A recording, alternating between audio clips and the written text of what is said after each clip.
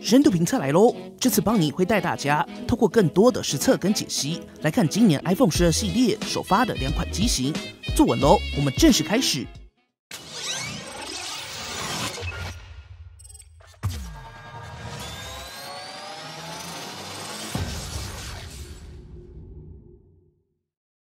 相信大家都已经看过，甚至摸过这次的 iPhone 12跟12 Pro 2只机种的实机了，邦尼就不再赘述，直接说重点。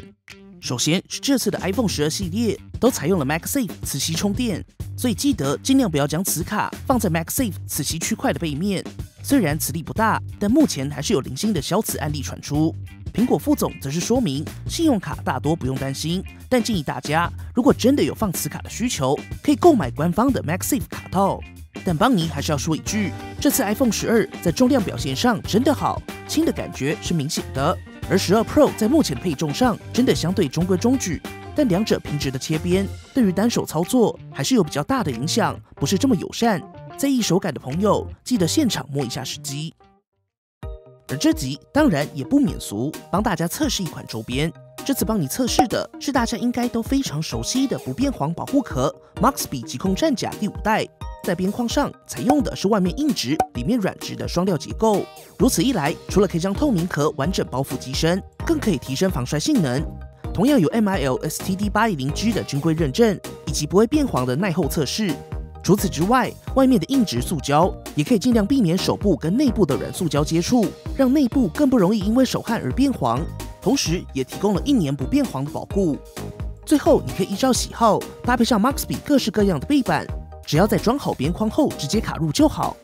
Maxby 说明，之所以采用外卡的设计，是在摔落冲击时能够避免力量向内传到手机上。不过在电源键的手感上是需要稍微用力的，音量按键则是清脆好按。邦尼自己很喜欢的是这次的雾面版本，外观设计上简单，触感也跟这次的 iPhone 12 Pro 蛮搭的。有兴趣的朋友可以参考看看啦。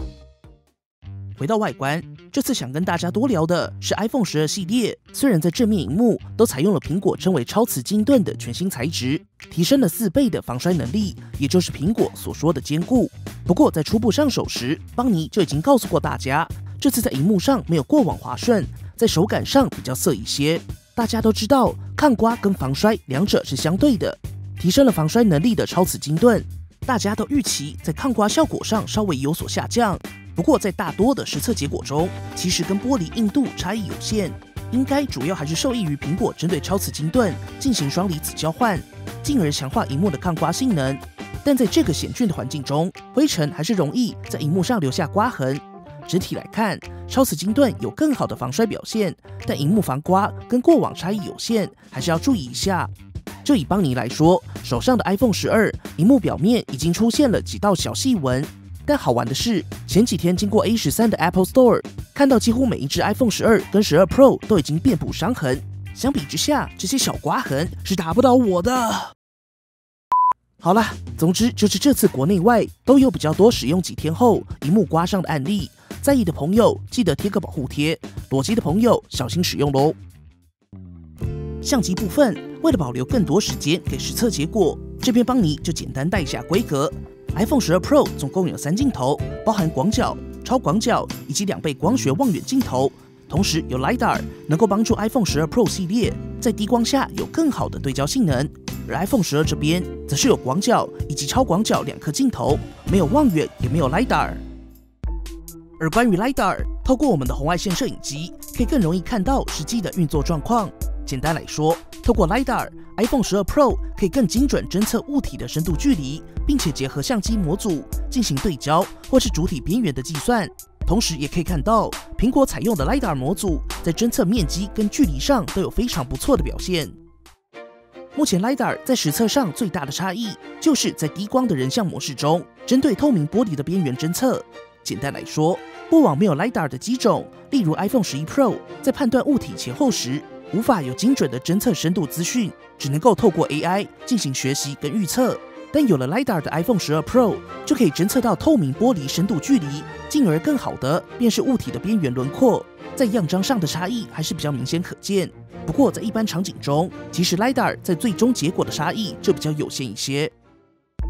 最后大家关心的鬼影还是有，帮你也提供同一个场景下其他机种的状况供大家参考。从我们的画面上也可以看到，该有的耀光各家多少还是会有，但目前 iPhone 12系列还是明显不少，大家在夜间拍摄时就要多抓一下角度了。好，废话不多说，直接先来看日拍样张。在这次的对比机型上，帮你选择了在硬体跟算法上都蛮有代表性的 Galaxy Note 20 Ultra 5G 进行对比实测。想看其他机型的朋友也不用担心，帮你后续会继续带来更多机型的对比。来看第一组样张。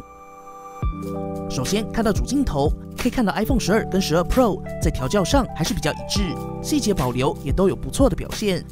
不过值得一提的是，我们放进 Pixel 5一起来看，近几代的 iPhone 在蓝天的调校上也是越来越讨好眼球。在 iPhone 12系列上，更偶尔可以看到比三星蓝天更蓝的状况。所以到底是三星收敛了，还是苹果下手变重了呢？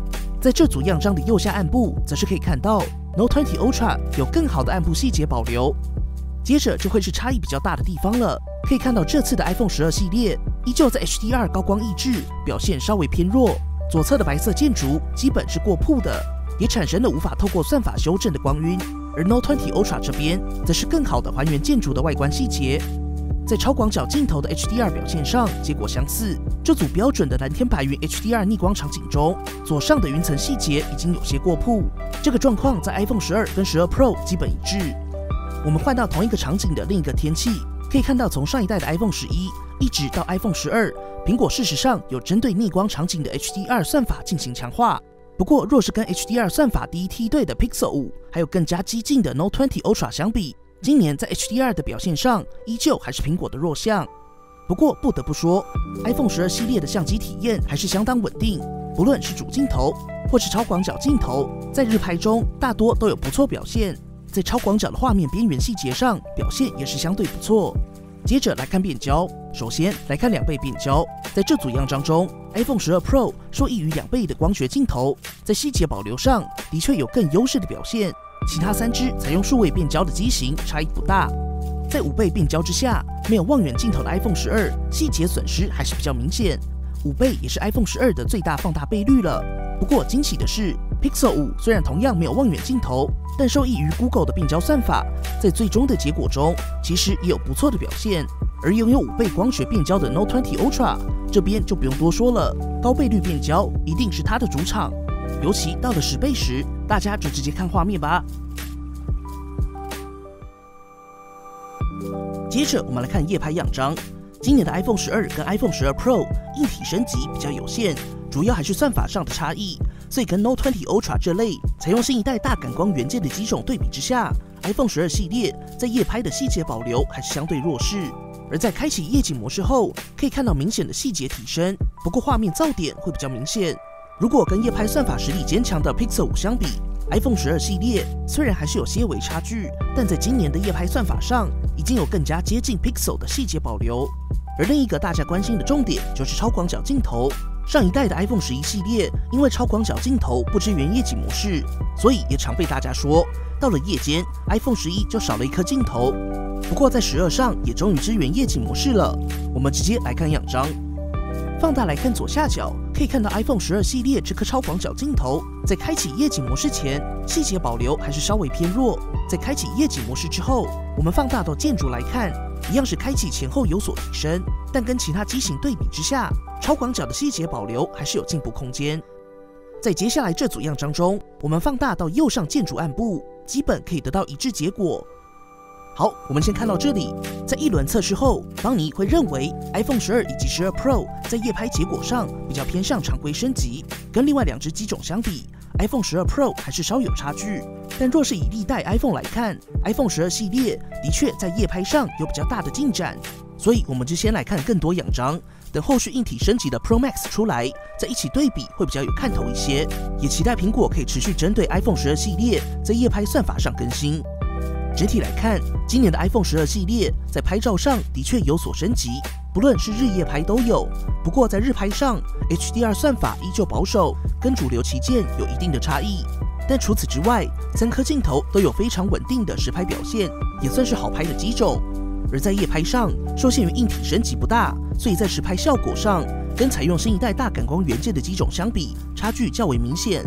而在超广角上，迎来了夜景模式，升级可见，但在低光下，画质下降幅度较大，会是弱项，主要还是受限于硬体。但没关系，让我们一起等待 iPhone 12 Pro Max 的到来。最后是 iPhone 最强势的录影，这次 iPhone 12以及12 Pro 都支援最高 4K 60fps 录影。不过在 4K 60fps 之下，无法切换镜头，需要在拍摄前就选取好要使用的镜组。不过在录影后，还是可以透过选取的那颗镜头进行数位变焦。例如选的主镜头，就可以从1倍数位变焦到3倍；选的2倍望远镜头，就可以从2倍数位变焦到6倍。当然，画质的下降还是比较明显。在意的朋友可以使用 4K 30fps 就可以自由切换了。而在录影上 ，iPhone 12跟 iPhone 12 Pro 依旧有比较接近的表现。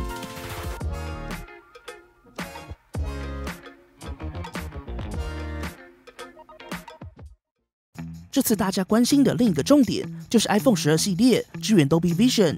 在这边，12跟12 Pro 有一个小小的区别，就是 iPhone 12最高只支援 4K 30fps 的 Dolby Vision 录影，而 iPhone 12 Pro 则是支援 4K 60fps 的 Dolby Vision 录影。不过邦尼目前认为，虽然 Dolby Vision 在 HDR 格式中环境的支援度相对好一些，但对于录影跟后制不熟悉的朋友来说， Dolby Vision 还是更趋向提供专业用户需求为导向。一般使用者用一般录影就可以得到很好的效果，使用上也比较容易一些。但如果是对于熟悉专业影音制作的朋友， Dolby Vision 一样是一个很棒的加分项。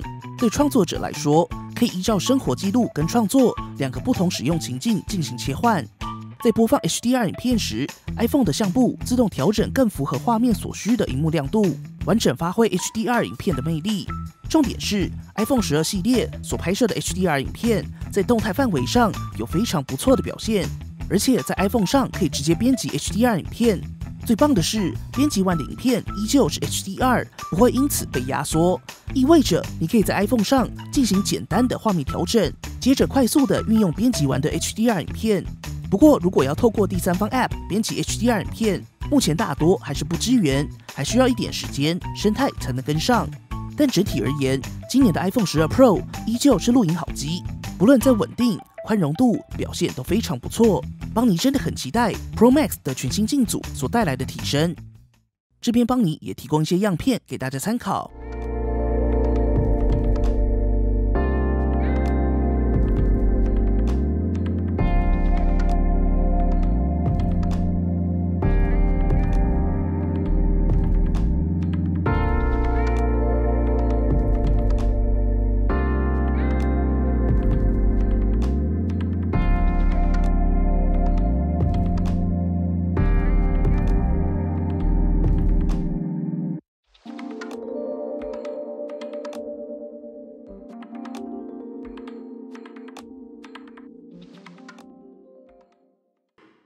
而在效能上 ，iPhone 12 Pro 搭载 A14 Bionic， 并且搭配6GB RAM， 在安卓的跑分拿下了564016分。简易跑分数据可以参考以下表格，邦尼也同步提供 iPhone 11 Pro 的结果供大家参考。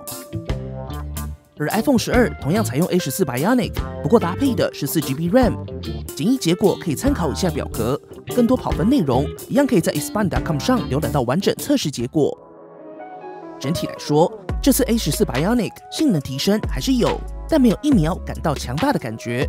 主要还是上一代 A13 Bionic 的 iPhone 11系列，到了今天还是依旧顺畅，没有明显的性能疲弱。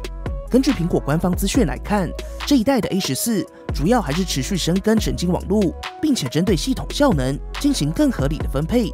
但以结果来说 ，A14 搭配上 iOS， 在日常使用上还是稳稳的。在 PUBG-M 的 HDR 高清极限帧率模式中，连续玩30分钟 ，iPhone 12跟12 Pro 都有非常稳定的平均 59.1 帧表现。但其实上一代的 iPhone 11 Pro 也可以稳稳的跑满59帧以上，所以这也是邦尼觉得没有120赫兹可惜的地方。苹果有着 A14 这头猛兽，有着平顺的 iOS 动画以及庞大的内容开发团队支撑，少了120赫兹，这头猛兽真的有点没解放的感觉。真的期待明年的 ProMotion iPhone 好料。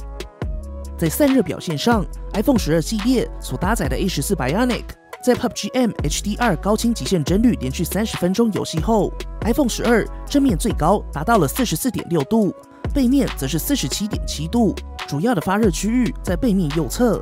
而 iPhone 12 Pro 基本一致，正面最高达到了44.8度，背面则是48度。长时间游玩的确会感到烫手。续航部分 ，iPhone 12及 iPhone 12 Pro 都采用2815毫安时电池，相较起上一代是缩水的。而在相同条件的测试中 ，YouTube 1080p 影片连续播放1小时 ，iPhone 11 Pro 的耗电量是7%，iPhone 12是9%，iPhone 12 Pro 则是8%。而在 PUBG M HDR 高清极限帧率30分钟下 ，iPhone 11 Pro 消耗了16%，12 Pro 13%，12也是13%。在实际体验上 ，iPhone 12跟 iPhone 12 Pro 在续航部分跟上代差异存在，但对一般使用者来说，一天一充会比较吃力。如果你手上拿着11系列，无法一天一充，那还是建议准备行动电源。当然，这也可能是没有120赫兹的原因之一。在快充测试上，邦尼这次采用的是原厂的20瓦快充组进行实测。在0到100%的充电测试中，30分钟 iPhone 12可以充满56%，而12 Pro 则是58%。1个小时，12充满85%，12 Pro 则是84%。而完整充满，12花费了1小时40分，12 Pro 花费了1小时44分，两者可以视为基本一致。但还是可以看到，在续航跟快充的硬体上，苹果的优先级还是不高。这边邦尼也想聊聊快充跟电池的思路。目前在各家的解决方案中，大概可以分为2种方向，一个是大电池搭配慢一些的快充，也有小一点的电池搭配超快快充的选项。前者更像是提供你绝对足够1天的使用电量，回家再慢慢充；而后者更像是即使你不够用，你还是可以很快就把电充满。但两者在技术上也有差异，主要是硬体的安全限制。邦尼稍早也有说过，电池在目前技术跟安全规范的限制下，更快的快充就需要降低电池密度，而其中的一大变因就是锂电池中的隔离膜厚度所造成。简单来说，锂电池中的隔离膜可以分离正负极，并且让离子通过。如果隔离膜异常，可能会引起电池短路甚至起火。所以为了保证电池安全性，采用高瓦数快充的机型，隔离膜厚度增加就会让电池的容量降低，也就有采用高瓦数充电，电池容量会变小的说法。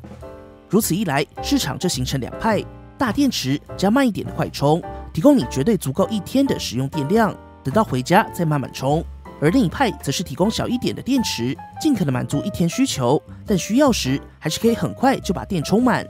不论哪一派，就在1天1充的续航体验中，尽可能满足用户需求。老实说，邦尼还是蛮希望苹果在续航上下手，毕竟不论是更好的性能，或是120赫兹，苹果一定需要解决续航力问题。而在生物特征安全辨识上，依旧是采用 Face ID， 基本上跟过往差异不大，但在目前这个时间点，还是要麻烦大家按一下密码解锁了。虽然有些人已经成功训练 Face ID 认出戴口罩的样子，但邦尼的 iPhone 就是总是学不会，再聪明一点。有成功训练 Face ID 的朋友吗？有的话，底下留言一起讨论吧。不过目前 iPhone 12系列上的 Face ID 都还是无法横向解锁。自从 iPad Pro 的 Face ID 可以横向解锁后，这点其实每代的 iPhone 都会有人讨论，邦尼也会稍微留意一下。最后，在通讯性能上 ，iPhone 12全系列都支援 5G Sub 6，同时支援 WiFi 6，依旧支援双卡，采用单张实体 SIM 卡加 eSIM 的组合。不过需要注意的是，目前在启用双 SIM 时是无法使用 5G 的，需要先关闭其中一张卡片才能启用 5G。影音娱乐部分，2只萤幕大小一致，都是6.1寸。iPhone 12 Pro 采用的同样是 Super Retina XDR 显示器，一般状况中可以达到800尼特的最大亮度，而在 HDR 影片中则可以达到最高1200尼特的峰值亮度。而 iPhone 12在规格上最大的差别就是一般亮度从800尼特下降到625尼特，但在一般使用上差异真的比较有限，所以在12系列中，萤幕已经不再是决定性的差异选项，反而表现相当接近，同样支援 Dolby Vision 杜比世界。可以看到苹果在一年一年的布局还是比较有节奏，去年开始支援 Dolby Vision， 今年就支援 Dolby Vision 拍、看跟编辑。而在实际体验上，邦尼同样对比萤幕都相当强势的 Galaxy Note 20 Ultra 以及 Xperia One Mark II。可以从画面上看到 iPhone 12 Pro 在萤幕表现上还是有相当不错的显色，调色上依旧是比较平淡自然的风格，也有相当不错的动态对比。而 Galaxy Note 20 Ultra 这边，画面显色还是维持三星更为饱满的色彩调教，但在整体表现上，萤幕相当明亮通透，动态对比也很不错，采用 2K 的显示器，在细节表现上也有更好的表现。而 XPR One Mark II 作为 4K OLED 的代表，在细节表现上不用多说，在画面表现上相当细腻，显色上也是一贯的自然饱满。整体而言，今年这3台机器在萤幕表现上都还是不错。综合来看，邦尼认为 Note 20 Ultra 有着三星自家萤幕的加持，在亮度、显色跟附加的120赫兹上表现都来得更好。虽然无法同时开启 2K 跟120赫兹，但在综合表现上还是更优势一些。而 XPR One Mark II 则是在画面细腻度上有天生的绝对优势。iPhone 12 Pro 这边，在今年来看就相对比较中规中矩，少了一些惊喜，真的缺一个高更新率啊。而在音效体验上，邦尼补给大家 iPhone 12以及 iPhone 12 Pro 的外放对比测试。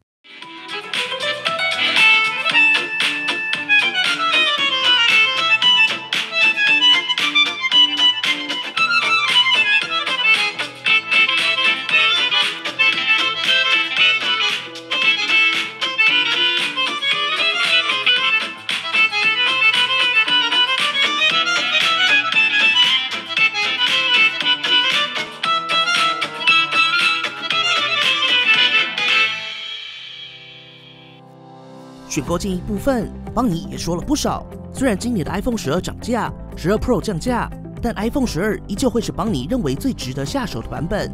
在有限的预算内，你可以获得强悍的效能、不错的影音娱乐体验、足够使用的2颗镜头。在体验上跟12 Pro 最大的差异，应该就是外观跟望远镜头了。当然 ，iPhone 12 Pro 的外观设计应该还是可以吸引到不少人为此升级，因为在成色上的确相当利落好看。如果没有人像跟望远的拍摄需求，例如拍黑板、拍会议简报，其实望远镜头的差异就更有限了。对邦尼来说，今年的 iPhone 12 Pro 感觉少了些什么。虽然迎来了不少升级，加入了5G， 更好的拍摄表现，更好的性能，但若是跟上代的11 Pro 相比，整体来看，在实际体验的差异真的比较小一些。若是加入120赫兹、更好的镜组，或是在续航或快充上带来更新，也许还会更有感。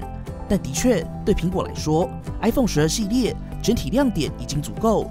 5G、MagSafe 或是新的 Mini 系列，苹果采用了4款不同定位的高阶产品，几乎完整覆盖了旗舰产品线。但如果要说有着不同以往的大升级，或许 iPhone 12 Pro 还不是最终归属。总之，大家别忘了订阅邦尼，我们会持续带来更多的实测更新。大家如果还有什么问题，邦尼没测到的，欢迎底下留言一起讨论。如果喜欢本期的节目，不要忘记订阅邦尼，并且打开小铃铛，及时收到最新的评测通知。当然，你也可以在 Facebook 邦尼 AI 小助理、Instagram 以及 Line@ 找到我们。如果还有其他问题，别忘了底下留言。那我们就下期影片再见啦，